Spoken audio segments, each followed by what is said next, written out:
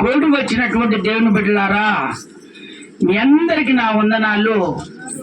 ఈ శుద్ధీకరణ 3వ రోజు మొదటి శిక్షణ దేవుడు మహిమకరంగా జరిపించినట్టుగా మళ్ళీ ఒక్కసారి స్తోత్రాలు చెప్తారా?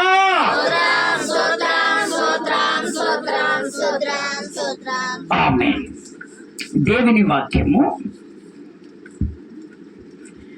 దేవుడు నీకు తోడుగా ఉండాలి. దేవుడు నీకు తోడుగా ఉండాలి. దేవుడు నీకు తోడుగా ఉండాలంటే మనము ఏ విధంగా ఉండాలి? ఆయన ఖచ్చితంగా తోడుగా ఉంటాడు.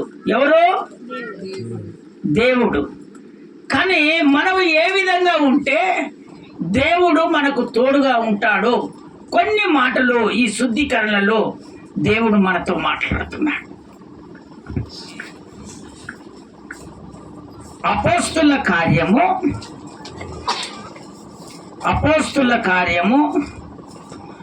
10వ అధ్యాయము 38 చదవండి. అక్కడ ఆపుకోండి. మళ్ళా అపోస్తుల కార్యము 10వ అధ్యాయము 38వ వచనం. అది ఏదనగా దేవుడు నజరేయుడైన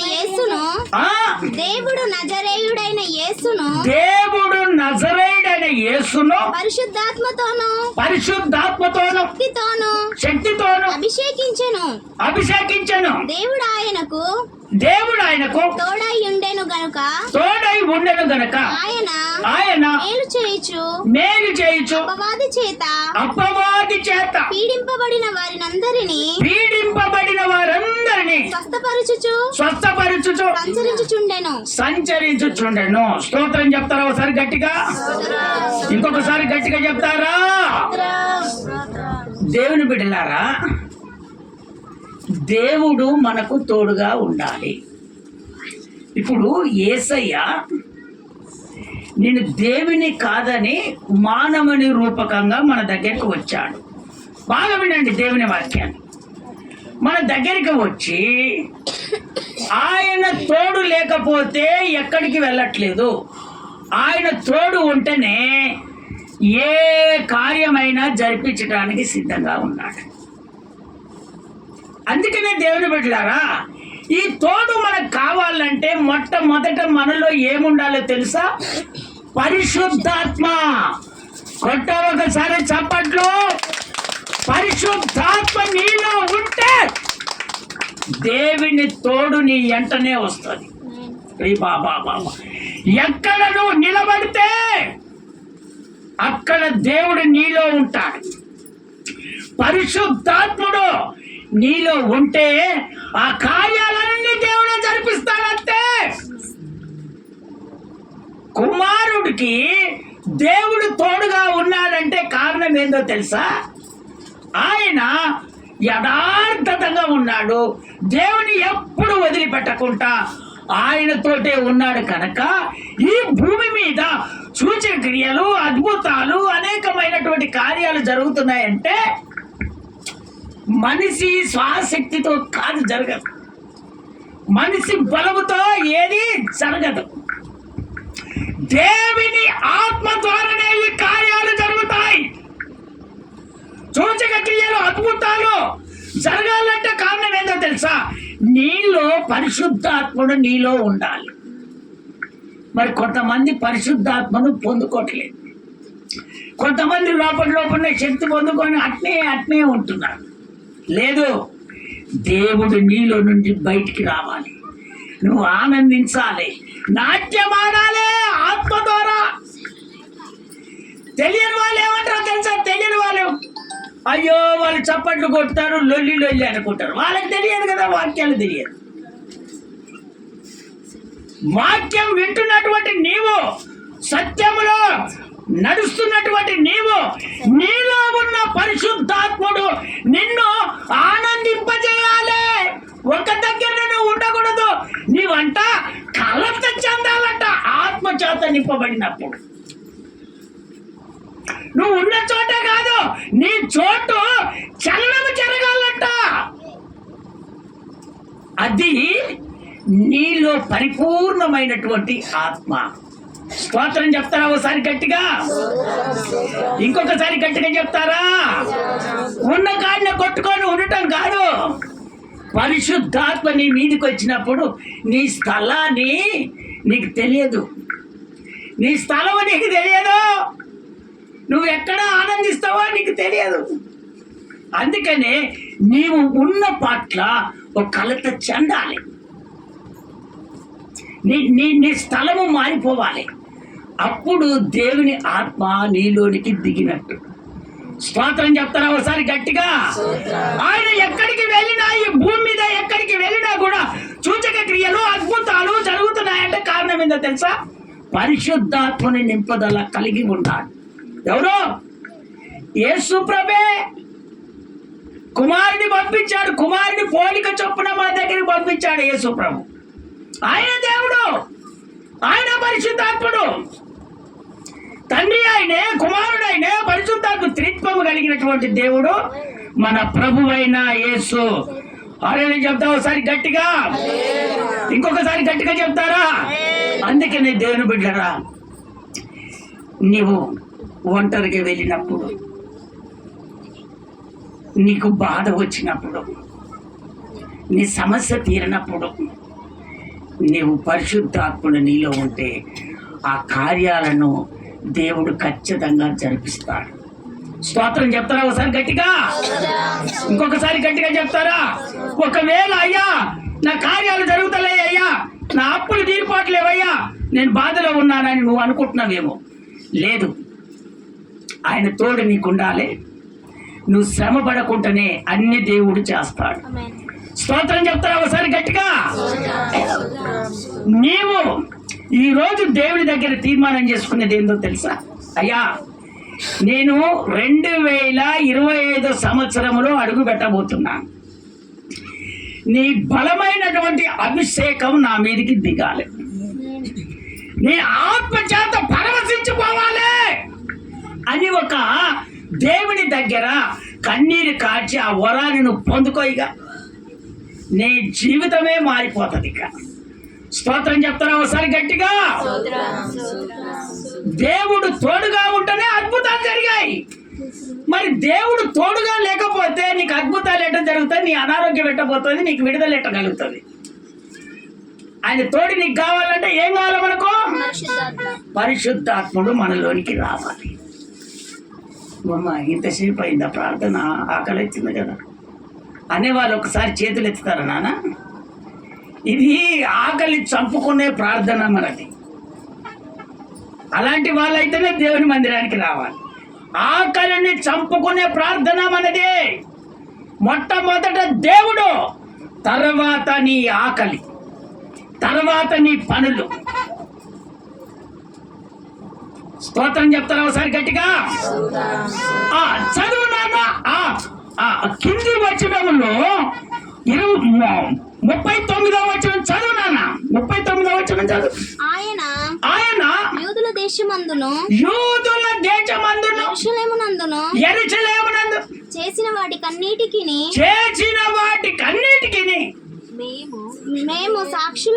మేము సాక్షులము. ఆయనను వారు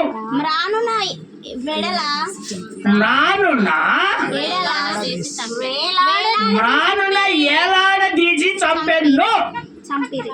చంపిరి. అంతే కదా? అక్షరం విడిపిస్తున్నాం. దీన్ని బట్టి చూస్తే బైబిల్ చదవట్లేదు. అక్షరం విడిపోకూడదు. చంపారు. ఎవరిని? యేసు ప్రభును చంపారు. అందుకనే ఈ ప్రపంచాల్లో ఎక్కడైనా కానీ మనిషి సహాయంగా ఉపయోగపడే వారిని ఉంచరు. ఏమి తెలియనటువంటి వారికి తెలివి నేర్పితే వారిని ఉంచరు. విరిగి నలిగిపోయినటువంటి జీవితాల దగ్గరికి వెళ్ళి నిన్ను బాగు చేస్తే అలాంటి వాళ్ళని ఉంచరు. అందుకనే నా దేవుడు నీతో మాట్లాడుతున్నాడు. సహాయం చేసే వాళ్ళను ఉంచరు, కానీ వాళ్ళు కూడా ఏం చేస్తాడు, సహాయం చేసే వారిని ఏ విధంగా అణిచివేయాలనో ఆలోచన చేస్తారు. ఇప్పుడు ఒక పని జరగాలని మనం ఒకరి దగ్గరికి పోతే వాళ్ళు ఏం చేస్తారు, ఇంకొకరు ఫోన్ చేసి అది జరగనీయకుండా చేస్తారు. స్తోత్రం చెప్తారా ఒకసారి గట్టిగా? ఇంకొకసారి గట్టిగా చెప్తారా? ఇంకా కొన్ని విషయాలు ఎట్లుంటాయంటే మన దగ్గరే ఉంటారు, మన మాటలే వింటారు. వాక్యం విన్నారు కదా, మన మాటలే వింటారు, మనకే ద్రోహం చేస్తారు. తీరకొచ్చేసరికి మనకే ద్రోహం చేసి కూర్చుంటారు. అందుకనే నీకు ఏ సమస్య ఉన్నా నా ప్రభుకు చెప్పుకోవాలి తప్ప సాటి మానవుడని నీ ఎవ్వరికి నీ మాటలు చెప్పకూడదు.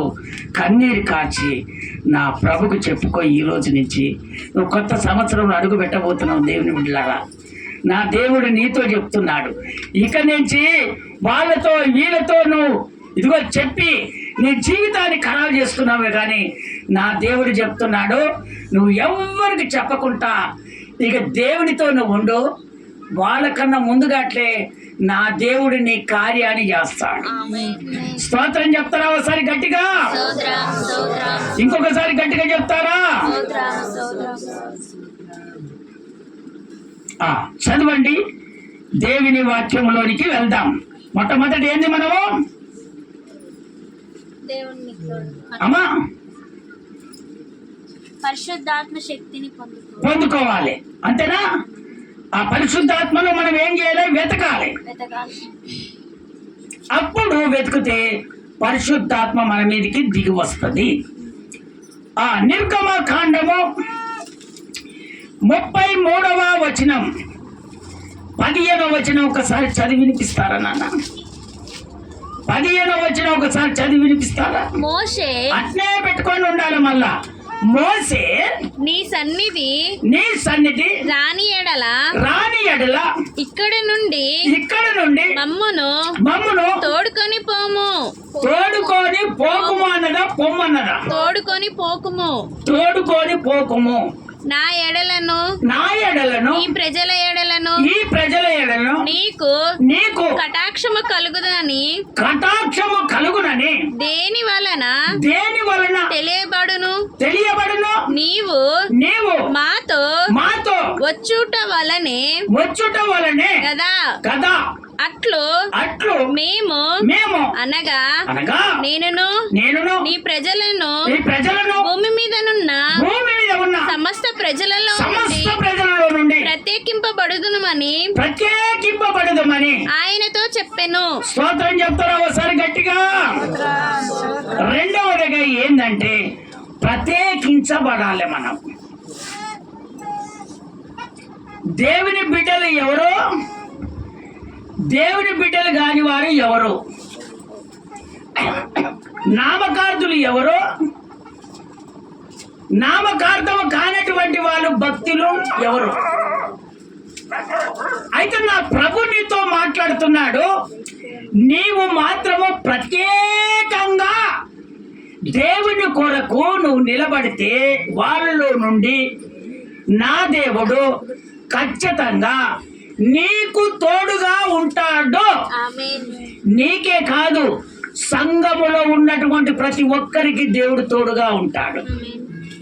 వాక్యం వింటున్నటువంటి ప్రతి ఒక్కరికి కూడా దేవుడు తోడుగా ఉంటాడు. ఆయన ఒక మతానికి చెందినవాడు కాదు, ఆయన సర్వ మానవునికి దేవుడై ఉన్నాడు. కులానికి చెందినవాడు కాదు, ఆయన సర్వ మానవునికి దేవుడై ఉన్నాడు. అందుకనే ఆ దైవజనుడు దేవునికి ప్రార్థన చేస్తున్నాడు, అయ్యా ఒకవేళ నీ తోడు మాకు లేకపోతే అయ్యా మమ్మలను తోడుకొని పోకు, నీ తోడు మాకు ఉంటే మమ్మల్ని తోడుకొని పోయి. స్తోత్రం చెప్తారా ఒకసారి గట్టిగా? ఇంకొకసారి గట్టిగా చెప్తారా? మన దైవజనుడు ఏమన్నా, అయ్యా మేము ప్రత్యేకించబడ్డాం, మాలో డాగు కలకం ఏది లేదు, మేము అనుకున్న టయానికే మందిరానికి వస్తున్నాం, అనుకున్న టయానికే మేము వెళ్ళిపోతున్నాం. వచ్చి ఆరాధనలో అక్కడిక్కడ కొండంగా మాటలు మేము మాట్లాడట్లేదు. మా ప్రార్థనలో మేము ఉంటున్నాం, ప్రార్థన జీవితంలో మేము ఎదుగుతున్నాం. ఒకరికొకరు మనస్వార్థాలతో మేము లేవు, అందరము ఐక్యత కలిగి మేము జీవిస్తున్నాం అని దైవజనుడు యేసయ్యకు మొరపెడుతున్నాడు.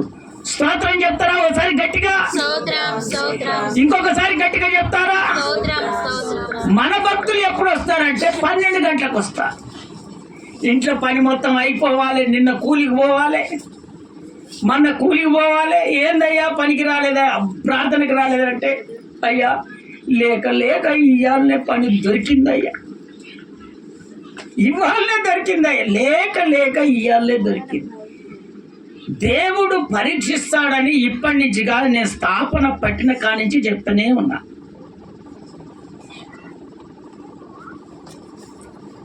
చెబుతున్నా వినరు. పోనీ ఆ ప్రకారంగా మీరు వెళ్ళారు. పోనీ ఈ పండుగకు డబ్బులు తక్కువ పడ్డాయి, ఒక 10,000 రూపాయలు తీసుకొచ్చి ఇవ్వండి, మిగిలిచ్చినాయి. మీరు రోజు ఆరాధనకు రాకుండా అన్ని ఎగదెంగిపోయారు. సరే, మీ మాటే నేను వింటున్నా. ఒకవేళ దేవుడు ఇస్తే ఒక 10,000 రూపాయలు తీసుకొచ్చి నేను మళ్ళీ ఇస్తా. కానీ అమ్మా, అందుకనే దేవుని బిడ్డలారా, నా దేవుడు స్వయముగా నీతో మాట్లాడుతున్నాడు. మీరు ఇలాంటి ఆశలు మీరు పెట్టుకోకండి. ఆయన ద్వారా 1 రూపాయను సంపాదించిన ఆ రూపాయకు ప్రతిఫలము దేవుడు నీకు అనుగ్రహిస్తాడు. స్తోత్రం చెప్తారా? ఒకసారి గట్టిగా, ఇంకొకసారి గట్టిగా చెప్తారా? మీరు ఎప్పుడైనా సరే సత్యములో జీవిస్తున్నటువంటి మీరు ప్రార్థనలో, దేవుని మందిరములో దేవుని ఏ విధంగా ఉండాలో ఆ విధంగా నేర్చుకొని మీరు ఆరాధన చేస్తే దేవుడు ఖచ్చితంగా నీకు ఉన్నతమైన మహిమ దేవుడు అనుగ్రహిస్తాడు. స్తోత్రం చెప్తారా? ఒకసారి గట్టిగా, ఇంకోసారి గట్టిగా చెప్తారా? ఈ నుంచి తలలు పైకెత్తండి. ఏమైనా అవుపడుతుందా మీకు? తలలు పైకెత్తే నిన్న ఒకటి చెప్పమన్నాడు, ఏమో పడుతుంది, తలలో పడుతుంది. ఏమో పడుతుందమ్మా? అమ్మా, ఇక్కడ ఏమో పడుతుంది? ఈరోజు ఏంటిది మనకు? ప్రార్థన. మనకు వచ్చేది ఏంటి? కొత్త సంవత్సరం. నీ ఇల్లు అలికి పెట్టుకొని కడుక్కొని అన్ని చేశావు, మరి దీన్ని ఎవరు చూస్తారు మందిరాన్ని?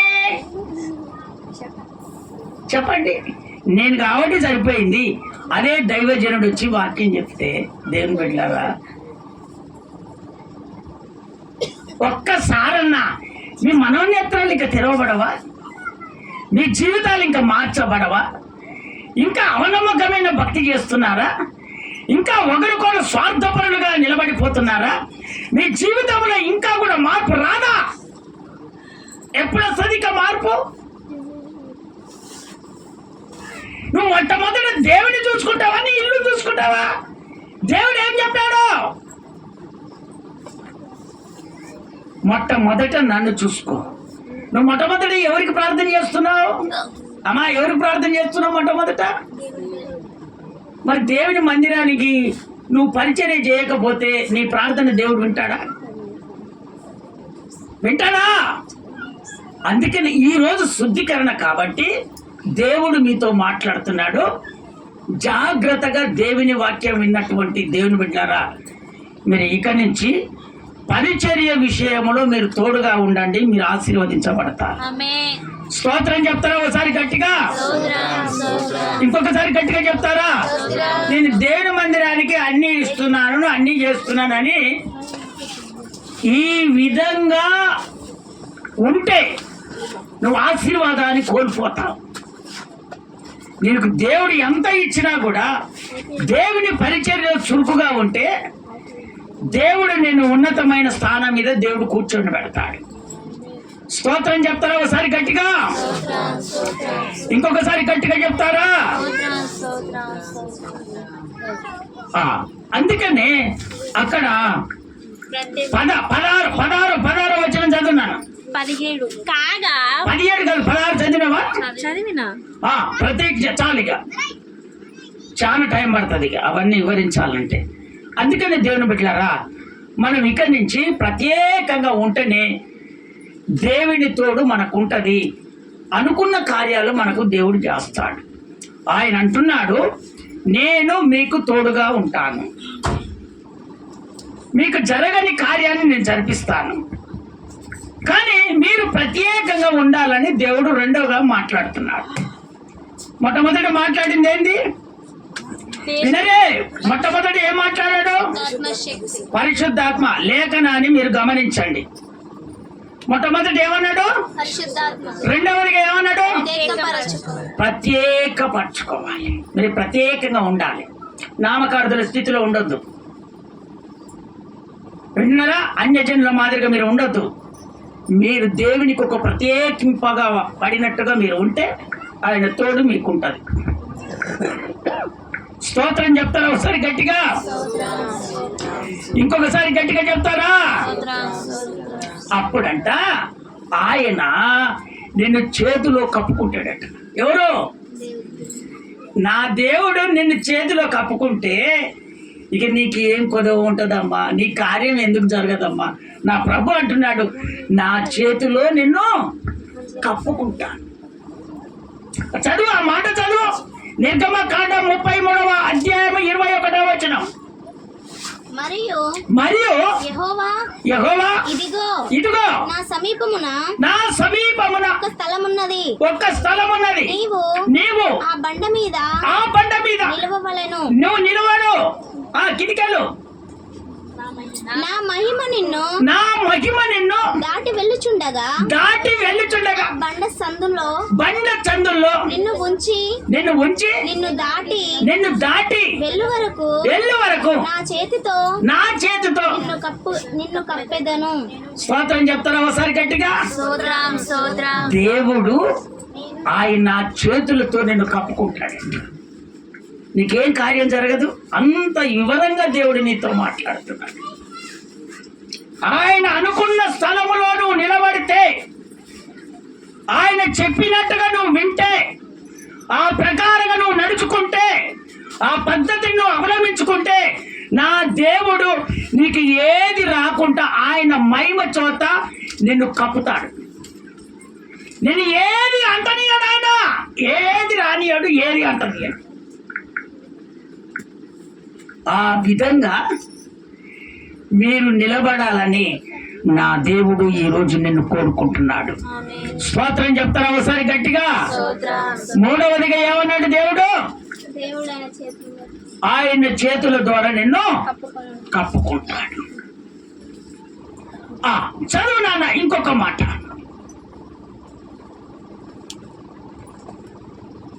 యోహాను సువార్త 7వ అధ్యాయం 38వ వచనం 38వ వచనం నాన్న. 7వ అధ్యాయం 38వ వచనం.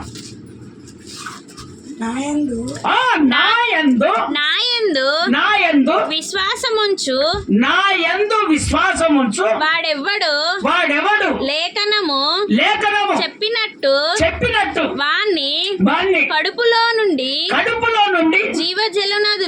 జీవజలపు నదులు పారునని బిగ్గరగా చెప్పాను. కడుపులో జీవ నెలలు పారునంటే దాని కారణం ఏందో తెలుసా? దాని అర్థం ఏందో తెలుసా? పరిశుద్ధాత్మ. మళ్ళీ రిపీట్ చేయి, ఆ మాట రిపీట్ చేయి. నా యందు విశ్వాసముంచు. మొట్టమొదట విశ్వాసం ఉంచాలి. వాడు ఎవడును లేఖనము చెప్పినట్టు వాణ్ణి కడుపులో నుండి జీవజల నదులను పారునని బిగ్గరగా దేవుడు చెప్తున్న జీవజల నదులనగా పరిశుద్ధాత్మని నీలో నుండి పారు చేయటట్టుగా దేవుడు చేస్తాడట.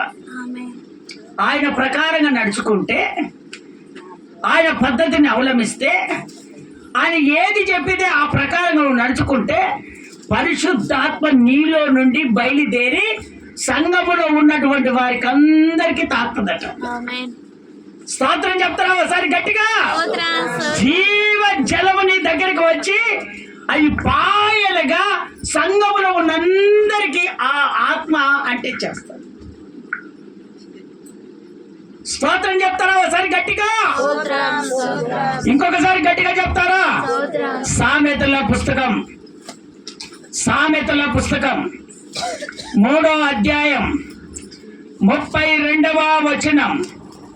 సామెతల పుస్తకము 3వ అధ్యాయం 32వ వచనము. కుటిల వర్తనుడు యెహోవాకు అసభ్యుడు. ఏందంట? అసభ్యుడు. అసహాయుడు.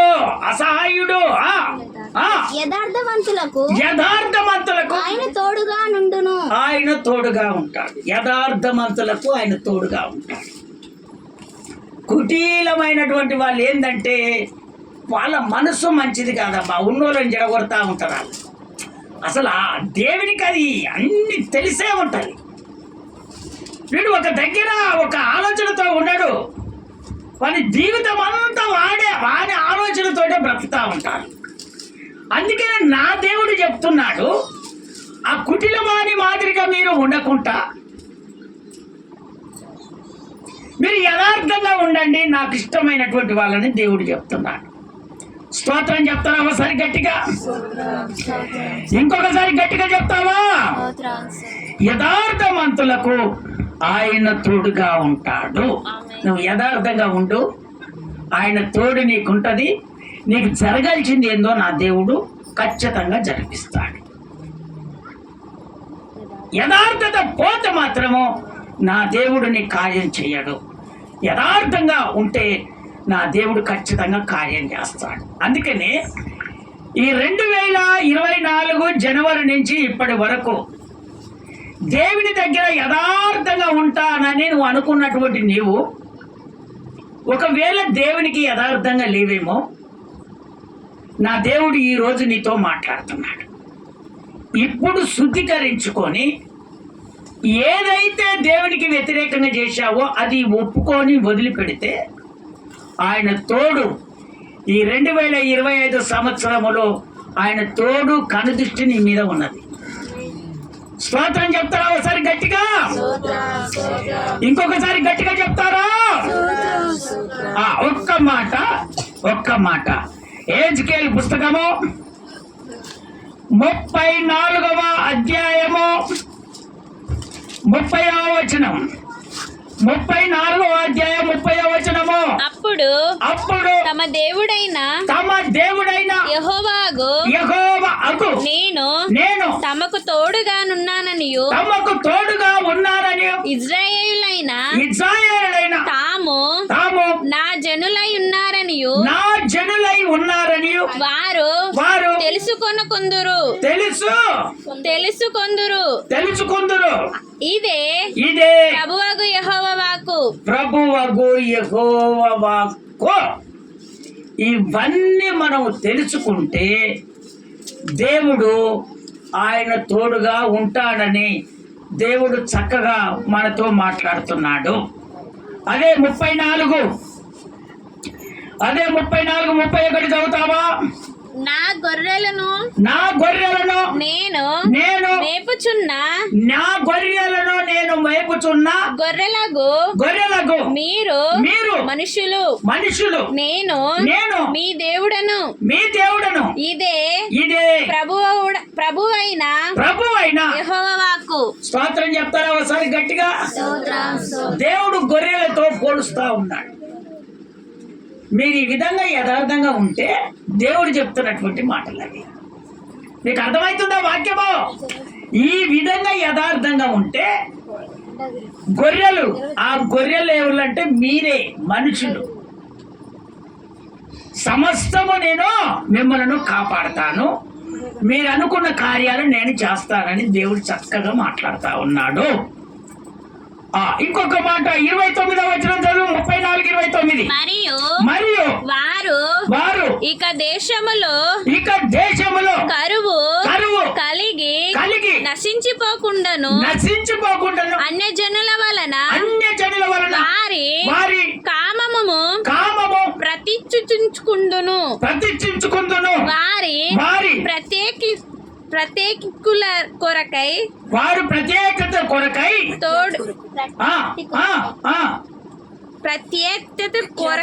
ప్రత్యక్షత గాని ప్రఖ్యాతి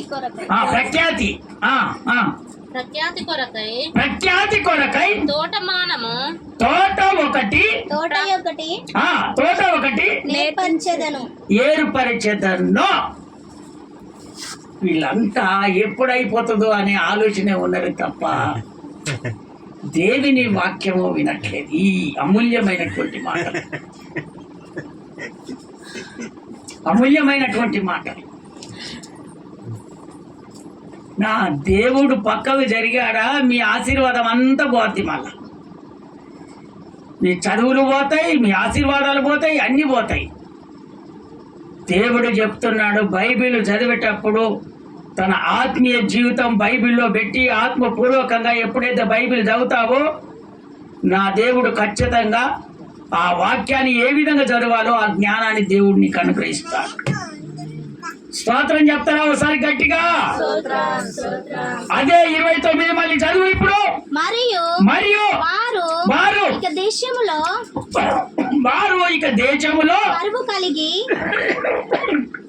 కరువు కలిగి నశించిపోకుండా ఉండును అన్య జనుల వలన వారికి అవమానము ప్రాప్తించకుండాను వారి ప్రఖ్యాతి కొరకై తోట ఒకటి ఏర్పరిచెదను. 3 మాటలు చెప్తున్నాడు దేవుడు. కరువు కలిగి నువ్వు నశించిపోవని చెప్తున్నాడు. ఎంత కరువు వచ్చినా కూడా నువ్వు యథార్థంగా ఉంటే దేవుడు చెప్తున్నటువంటి మాట. ఎంత కరువు వచ్చినా కూడా యథార్థంగా ఉంటే నా దేవుడు అంటున్నాడు, నిన్ను మాత్రం నశించిపోకుండా నేను చేస్తాను అంటున్నాడు దేవుడు. మొట్టమొదటిగా నీకు ఏది తక్కువ కాదు. ఎంత కరువు వచ్చినా కూడా నీకు ఏది తక్కువ కాదు. నువ్వు యథార్థంగా ఉండవని దేవుడు చెప్తున్నాడు అంతే. ఆ 2వ మాట ఏమంటుంది తెలుసా? అన్య జనుల వలన అవమానం ఇక నీకు రాదు అని చెప్తున్నాడు దేవుడు. ఎప్పుడు? యథార్థంగా ఉంటే. నువ్వు యథార్థంగా ఉండి దేవుని ఆరాధిస్తున్నప్పుడు, దేవుడితో ఉన్నప్పుడు అన్య జనుల ద్వారా నీకు అవమానం రాదంట. వాళ్ళ మధ్యలోనే దేవుడు నిన్ను హెచ్చించి వాళ్ళను అవమాన పాలు చేసినట్టుగా దేవుడు చేస్తాడట. ఏ విధంగా ఉంటే? యథార్థంగా ఉంటే. యథార్థంగా ఈ యథార్థతను నువ్వు పోగొట్టుకోకూడదు. 3వదిగా మళ్ళీ అంటున్నాడు, ప్రఖ్యాతి కొరకై తోట ఒకటి నేను ఏర్పరిచితిని. తోట సాదృశ్యం ఏంది? సంఘము, దేవుని మందిరము. ఆయన మీ ప్రఖ్యాతి కొరానికి ఒక తోట మీకు ఏర్పాటు చేశాడు. మీరు యథార్థంగా ఉంటున్నారు కాబట్టి కదా ఆ తోట ఏర్పాటు చేశాడు. తోట దేవుడు. మరి నువ్వు ఆ దేవుని మందిరములో ఉంటున్నటువంటి నీవు యథార్థత కలిగి ఆ తోట ఒకటి ఏర్పరిచిన దేవునికి ఏ విధంగా ఉంటున్నావు? కింద కూర్చుంటే పైకి చూస్తే ఏముంటుంది నాన్న? ఏముంటుంది? పైకి చూడండి, మళ్ళీ ఒకసారి చూడండి. ఆయన మీ కొరకు ఒక ప్రఖ్యాతి కలిగి ఒక తోట ఏర్పాటు చేస్తే మీరు యథార్థంగా బ్రతకండి, యథార్థంగా ఉండండి. ఇవన్నీ దేవుడు చేస్తే నువ్వేం చేస్తున్నావు? మరి నీ ఇంట్లో కార్యాలు ఎట్లా జరుగుతుంది? నీ యథార్థత పోగొట్టుకుంటున్నావు. దేవుని బిడ్డలారా, మీరు ఏదో నవ్వులు కాదు, దేవుడు ఇంత బాధపడి నీతో మాట్లాడుతున్నాడంటే ఒక్కసారి జ్ఞాపకం చేసుకోవాలి. నీ యథార్థత ఎక్కడ పోయిందో జ్ఞాపకం చేసుకోవాలి. ఈరోజు నీ కుటుంబము చెల్లచెదరైపోయినప్పుడు నిన్ను సంతోషపరిచిన వాళ్ళే నిన్ను చూసి అవమాన పాలు చేస్తారు. అదే యథార్థ కలిగి దేవునితో ఉంటే నిన్ను నా దేవుడు అవమానపడు చెయ్యడు. ఒక్క మాట చెప్తే నేను ముగించేస్తున్నాను. అదే హెజ్కేలు పుస్తకం 34వ అధ్యాయము 28వ వచనం ఒకసారి చదివి వినిపించండి. ఆ యథార్థతలో ఇంకేముందో? ఇక వారు అన్యజనులకు దోపుడు సొమ్ముగా ఉండరు. దోపుడు సొమ్ముగా ఇక అన్యజనులకు ఉండరు. దుష్ట మృగములు వారిని భక్షింపవు. తినవు. దుష్ట మృగములు కూడా వాళ్ళను భక్షించవు, తినవు, వాళ్ళను ఫైట్ చేయవు. ఎవరి వలనను భయము లేకుండా వారు సురక్షితముగా నివసించెదరు. ఇక మీకు సురక్షితముగానే మీరు నివసిస్తారు. ఇక మీరు ఎక్కడ పోండి, మీరు తీర్మానం యథార్థత కలిగి నేను జీవిస్తాను ప్రభు అనండి. మీకు ఏ పోరాటాలు రావని దేవుడు చెప్తున్నాడు. ఆ సింహాలే గాని పురులే గాని నీకు విరోధంగా చేసేవాడే గాని వాడి మాంత్రికుడే గాని వింటున్నావా, వాడు చెత్తవాడి క్రియలే చేసేవాడే గాని ఇక ఏది ఉన్నా కూడా నా దేవుడు చెప్తున్నాడు, నువ్వు యథార్థంగా ఉంటే నీకు మాత్రము ఇక రక్షణే. కాపాడే దేవుడను నేను, నీకు ఏ లోటు నేను రానియనని ప్రభు చెప్తున్నాడు. ఒకవేళ మాంత్రికులు ఉంటే పశ్చాత్తాపడతారు కానీ మన దేవుడి బిడ్డలు కొంతమంది అన్నారు వాక్యం విని పశ్చాత్తాపడరు. మనసు మారదు కొంతమందికి. కొంతమంది ఏం చేస్తారో తెలుసు, మనసు మారదు. అయ్యో దేవుడు మాట్లాడిన మాంత్రికులే బాధపడిపోతారు కానీ కొంతమందికి బాధరా. ఒక్కసారి ఆలోచన చెప్తారా గట్టిగా? ఇంకొకసారి గట్టిగా చెప్తారా? అందుకనే నా దేవుడు నువ్వు ఎవరి భయం లేకుండా సురక్షితముగా నువ్వు నివసిస్తావని నా దేవుడు నీ మందిరములో నీ ఇంట్లో నువ్వు ఎక్కడ తిరుగు సురక్షితముగా నువ్వు ఉంటావని దేవుడు సెలవిచ్చాడు. ఏ విధంగా ఉంటే? యథార్థంగా ఉంటే. ఎన్ని మాట్లాడాలి దేవుడు? ఒక్కొక్కటి చెప్పండి నాకు ఇప్పుడు. పరిశుద్ధాత్మ శక్తి పొందుకోవాలి. ఒకటి. రెండోది ప్రత్యేకపరచుకోవాలి. రెండు. మూడవది దేవుడు చేతిలో కప్పి దేవుడు చేతిలో కప్పి ఉన్నాడు. మూడు. నాలుగు పరిశుద్ధాత్మ జీవజలములో ఊట నీ ద్వారా బయటకు వెళ్తుంది. నాలుగు యథార్థవంతులకు దేవుడు తోడుగా ఉంటాడు. మిమ్మల్ని ఎప్పుడు వదిలిపెట్టుకోడు. ఇక్కడి నుంచి యథార్థంగా నేను జీవిస్తానని ప్రభు ఎదుట ఒక తీర్మానం చేసుకో. ఆ తీర్మానాన్ని బట్టి ఈ 2025 సంవత్సరంలో నీ కుటుంబాన్ని ఏ ఒక్కరు కూడా హాని చేయకుండా నా దేవుడు సురక్షితముగా నీ కుటుంబాన్ని కాపాడుతాడు. నీ ఇంట్లో ఏది తక్కువ కానియాడు. ఆ మృగములు నీ దగ్గరికి వచ్చినా కూడా అవి నిన్ను చూసి పారిపోయేటట్టుగా నా దేవుడు చేస్తాడు. అందరం నిలుమొక్కల మీద ఉండి ఇప్పుడు తీర్మానం చేసుకున్నాం. అందరం నిలుమొక్కల మీద ఉంటాం. అందరం నిలుమొక్కల ఉంటాం. దేవా దేవా